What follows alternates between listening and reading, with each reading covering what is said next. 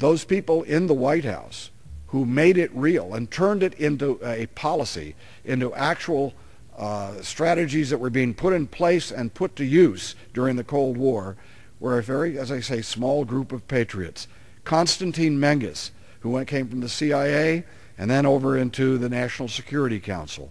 Bill Casey of the CIA, Colonel Oliver North, Admiral Poindexter, Dr. Paula Dobriansky, Vince Canestrano, Ken DeGraffenry, all of those on the White House team, on the Reagan's team, administration team, who played a crucial role in defeating Soviet communism, not by orchestrating moves to send more troops here or more U.S. troops here, but instead to try to support those people throughout the world who were fighting against Soviet tyranny themselves. And of course, we had support, and we had the initiation of such ideas and concepts by, and support of the policy, by Dr. Jack Wheeler, who was also a person who worked with us in the White House but was independent and went into these various places around the world and met the leaders of various anti-Soviet insurgencies throughout the world and reported directly back to us in the White House as to what was going on in those insurgencies. And yes, of course, we need also to thank members of Congress who were supportive of those efforts. Let us note that Ronald Reagan, it's often said that it was bipartisanship that ended the Cold War, but I remember very clearly Ronald Reagan being called a warmonger. I remember very clearly those efforts to defeat the expansion of Soviet power in Central America being undermined directly by people in this Congress who wanted to label Ronald Reagan as the problem rather than the communist tyranny as the problem. But there were other people on the other side of the aisle and on the Republican side of the aisle who were active in support of the Reagan doctrine, the concept of helping freedom fighters throughout the world instead of sending U.S. troops. The most prominent name nowadays is Charlie Wilson. Yes, Charlie Wilson, as an appropriator who helped get the money for the Afghan freedom fighters, played a significant role, as his book and his subsequent movie suggest. But he was not the only one. Charlie deserves credit, but so do those other people, some of the ones I just mentioned and others, people who made sure that those people who were fighting for freedom in various countries did get those supplies and that the Reagan doctrine, the concept, was implemented. We made sure that the Russians learned the lesson that we learned in Vietnam. The introduction of U.S. combat troops in Vietnam did not work. And it was that war that tremendously weakened us, but it was the introduction of combat troops, I believe, into Vietnam that weakened us because the dynamics were changed. Having massive troops deployed in a totally foreign culture did not work for our side in Afghanistan. And here we had our troops in a totally foreign land on the other side of the planet, and by introducing those troops, rather than focusing perhaps on helping the people in Vietnam to fight their battle, we set up a dynamic that worked itself out, yes, and as it worked itself out, it defeated our effort and left the United States with 50,000 dead and a world humiliation and a country in retreat. I spent some time in Vietnam in 1967, although I was not in the military. Part of my experience was in the Central Highlands, where I hooked up with a special forces unit that was operating out of an old French fort near the Vietnamese city in the Central Highlands by the name of Pleiku. It was there that I first saw a strategy that worked.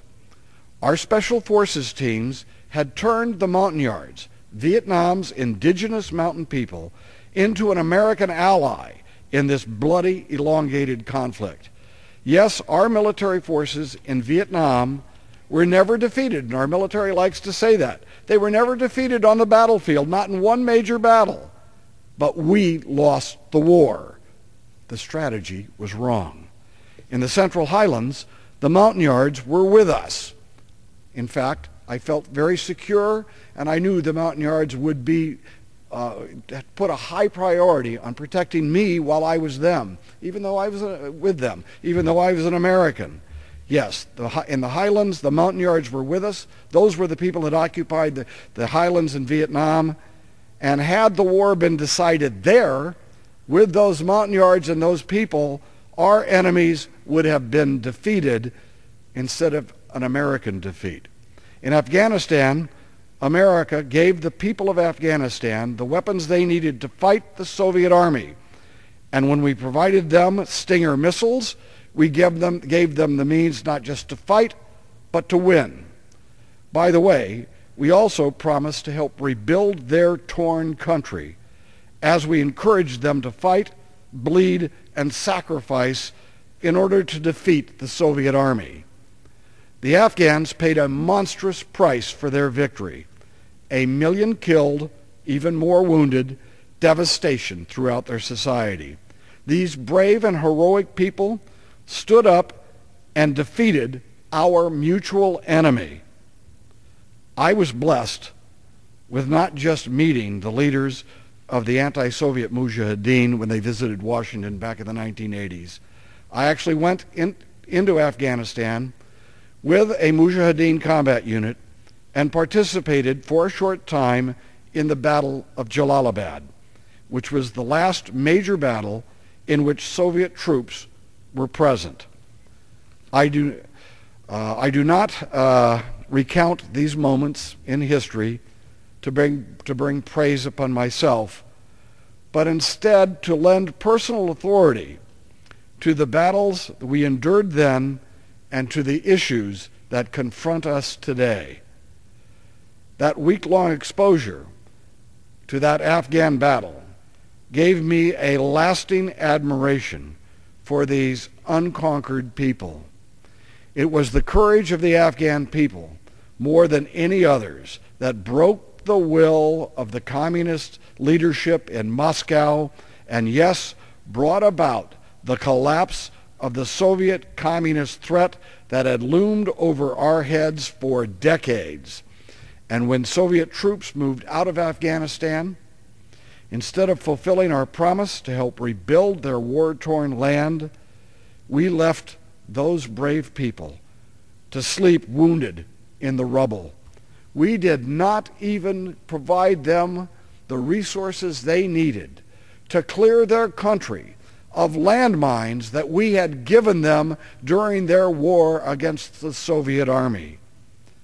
Thus, we left them with a country in which, for a decade, the legs were blown off their children as they walked through the countryside. We didn't even provide them to help to clear their minds at that time. Now, that decision to walk away from Afghanistan was the decision not of Ronald Reagan, but of President George Herbert Walker Bush. And of course, as we walked away, the anti-Soviet Mujahideen broke into warring factions. The chaos and misery was predictable. But of course, we just walked away. We let them just go down into the depths of misery and of conflict and of self-mutilation of that society. Eventually, during the Clinton years, our government made a secret pact with Saudi Arabia and Pakistan to end the chaos in Afghanistan by introducing a new force called the Taliban. Now, I had seen the strategies before of assisting forces in Afghanistan who are radical Islamicists. I, in fact, spent considerable time in the White House pounding on people's desks saying, why are we providing military support for people like Hekmatyar Gulbuddin, Sayyaf, and others of the radical Islamicists who were fighting, yes, the Soviets, but who were also killing other elements within the anti-Soviet Mujahideen, killing them because they were not as radical in their Islamic tradition. No, that backfired on us then, and in fact, during the Gulf War,